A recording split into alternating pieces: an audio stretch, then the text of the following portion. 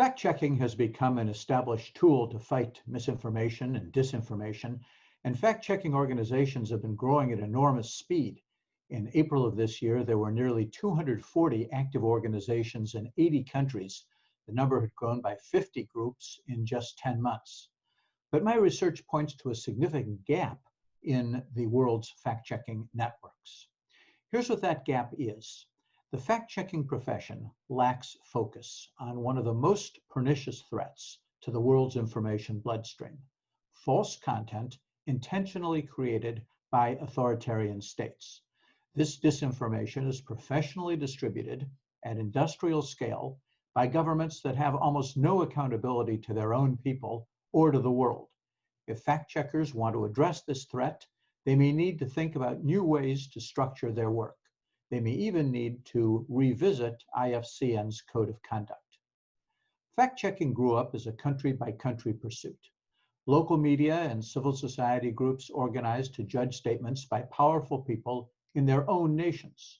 Ideally, fact-checking should be local. People on the spot know minute to minute what statements are being made, what rumors are flying, what's getting the most attention. However, local fact-checkers can work only in countries with at least some political freedom. They sometimes suffer harassment, but ultimately they manage to function.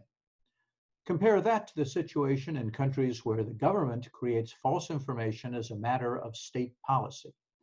In those circumstances, accusing highly placed people of saying things that aren't true can be extremely dangerous.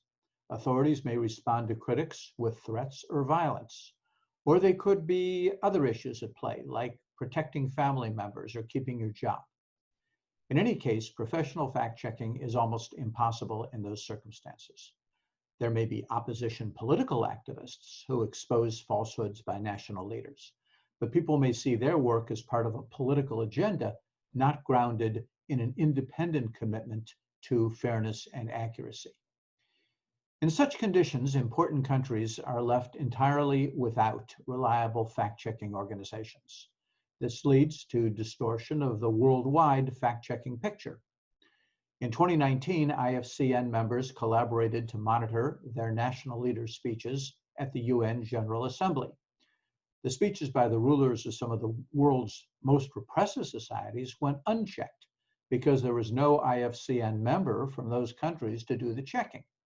There were plenty of fact-checkers, of course, for the leaders of democratic countries. The overall tapestry created by the IFCN project could give the impression that lying politicians are a feature primarily of democratic states. Well, how might we mitigate this problem? One approach would be to create more offshore teams working outside the borders of repressive countries. These would subject those nations' leaders to the same accountability as leaders of democratic states. Some of these teams already exist. Two organizations based in Toronto fact-check the Iranian government. IFCN could select a small number of countries as initial candidates for new offshore teams. Facebook and other donors could be asked to fund them. Facebook is reluctant to make value judgments about countries, but it sometimes seems comfortable with outsourcing certain decisions. It could outsource to IFCN the selection of countries requiring offshore teams. The teams would have two goals. They would alert the world to major false stories coming out of these countries. They would also serve the country's internal populations with fact-checking on smaller, more local issues. These may not be important internationally, but they have a lot of meaning to people at home. There are clearly drawbacks to offshoring, so I should talk about a few of them. First, offshore teams might be located far from the country in question, so there's a time zone problem. It's hard for remote teams to know what's most important at any time for local people. It can be tough to judge what official claims are gaining the most traction locally and therefore most deserve to be checked. Social network monitoring can also help in this respect. A second drawback is that it may be hard to get the findings of offshore groups back into the country. Repressive nations are getting better at blocking websites and social media channels. Offshore fact-checkers may need to make alliances with international broadcasters or internet freedom groups who can help them pierce internet blockades. One technique that's not appreciated enough is simply email. Countries usually don't block that, and people can redistribute email at viral speeds if it's interesting enough. Even when governments slow down the internet, email gets through. Third, there may be a built-in suspicion of the motives of offshore groups. They may well attract strong opponents of the regime in power, journalists or activists who've been expelled from the country or barely escaped with their lives. Such people can become energetic, fair, professional fact-checkers, but the governments involved will claim they're activists bent on slander.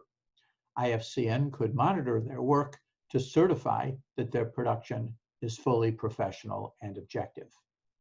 IFCN could prioritize offshore teams for the countries most in need and discuss how they could best be organized, monitored, and financed. It would be better for IFCN itself to identify the countries and seek qualified people. It's a lot to expect that people with the right knowledge and skills will organize themselves and come to IFCN for support.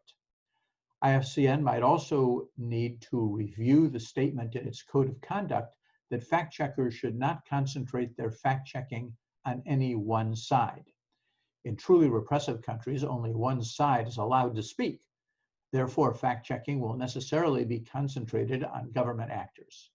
Of course, if there is any kind of political opposition, even outside the country, fact-checkers should check their statements as well.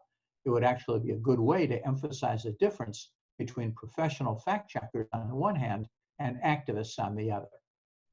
In short, well-designed and managed offshore groups could benefit not only the countries they focus on, but the international fact-checking movement as a whole. They would warn the world about false narratives coming from those countries and help counter disinformation inside them. They would also give audiences confidence that the world's fact-checking community is committed to exposing deception by all countries, including the most authoritarian.